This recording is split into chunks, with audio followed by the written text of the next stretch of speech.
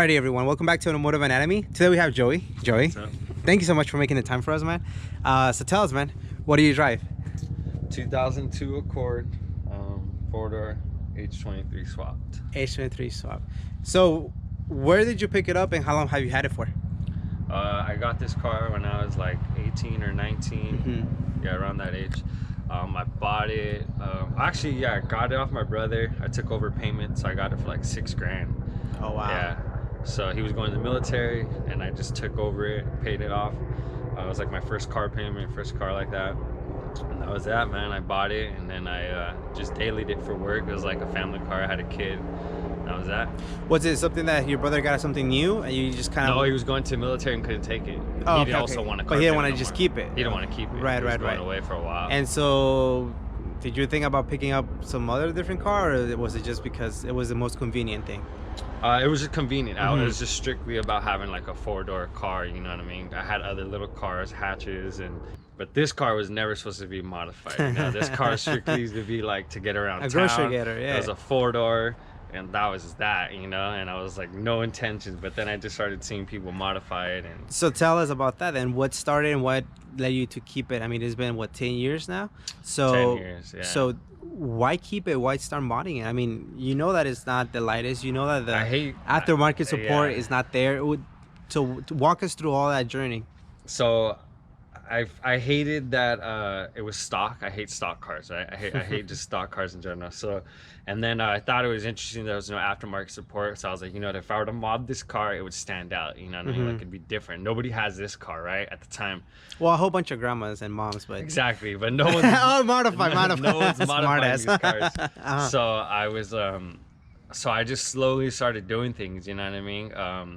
It was just like wheels, and then obviously we all start off with the HIDs. That was the thing, right? The HID extra horsepower. That was like, dang, my car's not stock. So and there was little things like that, you know. But then I went down this rabbit hole. So then tell us, what do you got going on in the front end? So I have a coupe front bumper with a someone told me I think it's called a Basin R. But I don't, Basin R, yeah, right. I just not 100% sure what it is. I just bought it off some guy that was selling it. So, but yeah, so coupe front bumper, and then some retro lights that I built. So yeah, these are just lights that I mean, everybody pretty much has them, but just with the LED strip on the bottom. There's sequential turn signals on the bottom. Cool. Yeah. And then just some mini H1s. And you did this all yourself? Yeah, I did everything myself. I'm a type of person where I hate paying people to do stuff, you know? I feel like I can do anything anybody else. If you could do it, I could probably do it, right? That's so cool. I did mess up a few sets of headlights before these though in the past. I should have paid. And so this is like the set that that was the best ones I've done so far. So but that's that, and then just the hood brawl that I got someone from that was parting out, and that's it pretty much at the front. It's pretty simple. Very simple, huh? All right, and then from the rear, what can you tell us? So rear, stock bumper, some cheap trunk lip that I got off eBay. Same with the rear window lip, eBay, and that's it. Stock tail lights. Those are the 01, 02 clears.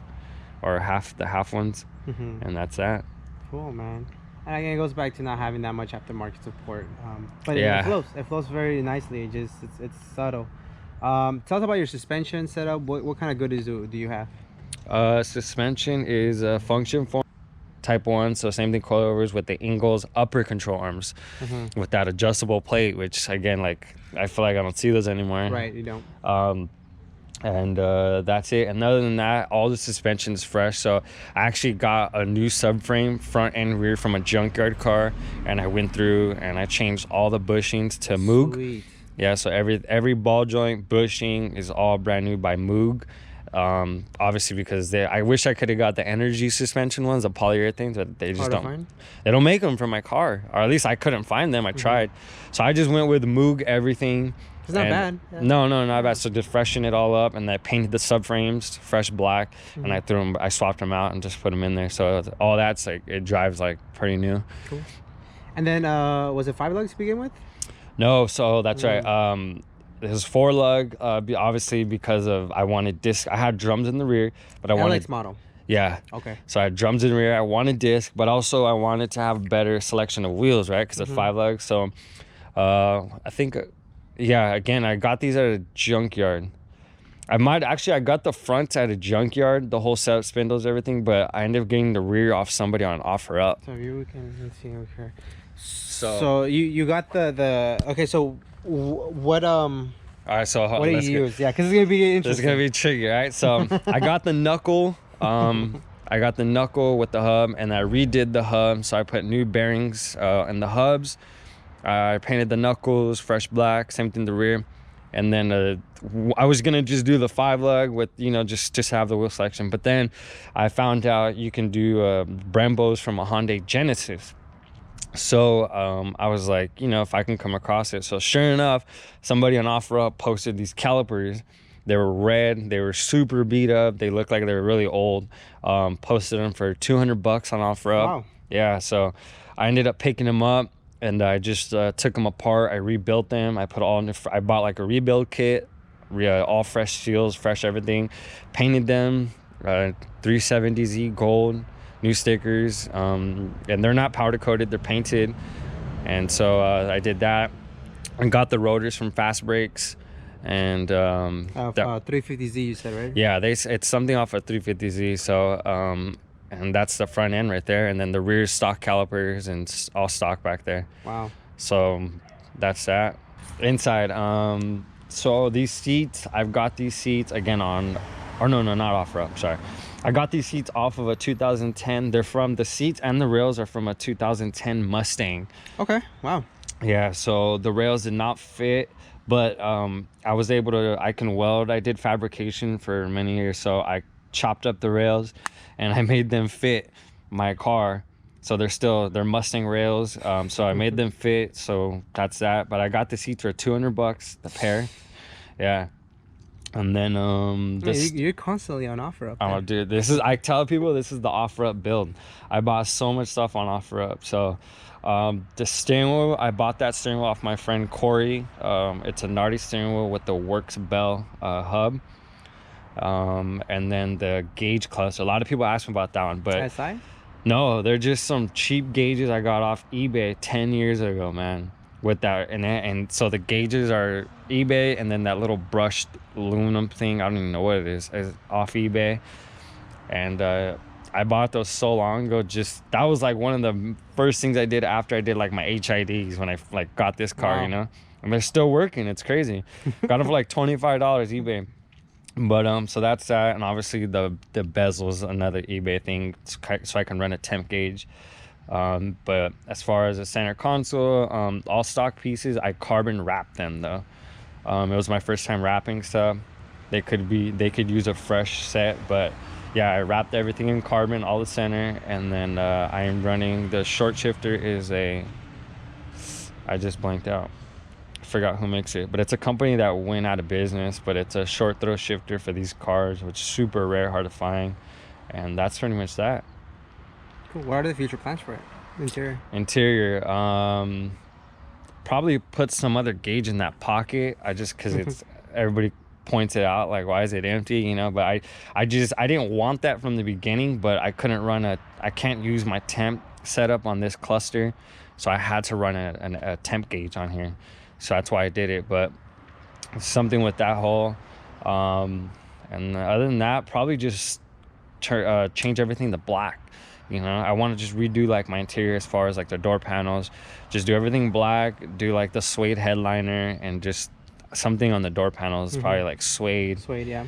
Just want it simple, like a freshened up black interior. So Joey, tell us, what are we staring at? We are staring at a H23A blue top motor with a T2 T4 LSD trans. So this motor comes out of, what is it, the Euro? It's like a wagon motor, right? I think it's one of the wagon. I don't know too much about it. All I know is a buddy of mine did it in his coupe. He let me drive it. I fell in love, and this motor is a lot cheaper than the Euro RH22, and it makes good power. A lot of people sleep on this motor. So this motor is putting down 220 horsepower with 197 torque. I'm pretty happy with that. Right. From F23 to this big jump. But yeah, so that's that. It's all stock. The only thing I did was opened up, I did like a stage 2, like on the intake. So I cut out the runners. I tried to port and polish it all, you know, by myself the best that I could. And then it's got a DC header, and it's just 2.5 inch pipe all the way to a vibrant muffler. Obviously I have the innovative mounts. You have to kind of use them just because the stock ones, it's a little bit of a hassle, but so I got the innovative mounts. I just got the Cusco strut bar, which I recently got that. I've been trying to find it, so it is like a legit one. Cheap eBay intake that I wrapped in that gold reflective stuff. And then the most recent mods are this Koyo radiator, which I just picked up off OfferUp. And you said, is that out of what kind of car? It's off of a 01 Prelude. So 01 Prelude, a 3-row radiator. So did you have to do some modification at the bottom? No, the bottom it direct bolts up. Oh wow. Okay. Yeah, so it's a direct bolt. It's just obviously the plates on the top right here that I'm still in the process of working on. I thought I got the right set, but I gotta figure something. I gotta have to make something. So that's I was too cheap and didn't want to spend like $170 for the Morimoto hoses, I think they are, or something like, or no, yeah, it's some silicone hose. I've seen them out there, but I'm like, so I'm actually giving the eBay ones a shot. I bought these off eBay up for like under $40. I've been working on cars for a long time, and I gotta say those hoses for $40 is pretty damn good. So I'm gonna run with that. But other than that, that's pretty much it. It's pretty simple. When I did this engine, before I put the engine in, I resprayed the bay myself. The paint that I use on the bay is like a refrigerant paint. It's like a industrial white paint, so it should last a little longer, you know. It's supposed to be a little harder to scratch. We'll find out. When was that? When did you spray it? I did all this about like probably 6 months ago. Okay. I drove in on Thursday with an F23 running, and I drove out Monday morning with an H23 done. An engine bay done. So I took time off. I dedicated Thursday through. Yeah, I took days off work. I had a plan. I wrote everything down. I bought all the parts in advance. I had everything ready. And so Thursday I pulled the motor. I painted that engine bay, I think Friday like afternoon. I let it dry. And then I already had the motor out on the sand, so I painted the engine block with the high temp paint. So I had all that freshened up, new water pump, timing belt, obviously all this stuff, just so because it's out of the car. And then so after I painted the engine bay, so yeah, from Thursday just all the way to Sunday night, I did all the swap over, got it. And Monday I had an ECU that was just to get me running, and then that following week I got it tuned. All right, Joey, so thank you so much for taking the time to show us your car. We talked about a little bit of the future plans, but any shout outs? Yeah, my wife, she's super supportive, man. This car always needs parts, money, so she's totally cool with it. She enjoys that, I enjoy it, so definitely shout out to my wife. My son Eli, he gets a crack out of just me doing stuff to my car, playing around with it. He's a big car guy. And then other than that, all my other friends that are car guys that have helped me out. Actually, one person specific, Corey. A lot of people know him. He had a coupe. He has an RSX now. So my friend Corey, he's always been supportive with this, man, and gives me a lot of advice and just helped me out. I've known him since I got this car when it was stock, you know. So definitely him. And then I don't remember who else after whoever that. helped, yeah. Whoever helped. Shout out to you. But and that's pretty much it. And you should be having a lot of fun with this new project. So yeah, tell us a little bit about that as well. I mean, is it off-road kind of thing? Yeah, I got into the off-road thing. Just it was stock at first, and then I realized, this thing's pretty cool 4x4ing. So then I took time from this and went on to that, and just started modding that, lifting it, tires, and got that tuned as well. But yeah, that's like the cool family car. I could take my kids and my wife. We go down to Azusa. We've taken it to Big Bear trails. It's a fun car, man. It is a Jeep, so things do break on it. It's not the most reliable car. I mean, but I fix everything. That's so far, you know. But it's fun, man. You know, you could take that car anywhere. That's sweet. All right, man. Well, so thank you so much for your time, man. I truly appreciate it. You know, we have a soft spot for the Accords just because we know that there's a lack of aftermarket support, and they're not the most popular, you know, platforms. But I think that's what makes it, you know, cool that, like you mentioned, unless you know about this car, there's a lot of little different things that throw it that it's not a stock grocery getter. So, like I said, thank you once again, and hopefully we see you in the future. Maybe Canyon run, he said. Yeah, definitely. All right, we'll make that happen, man. Thank you.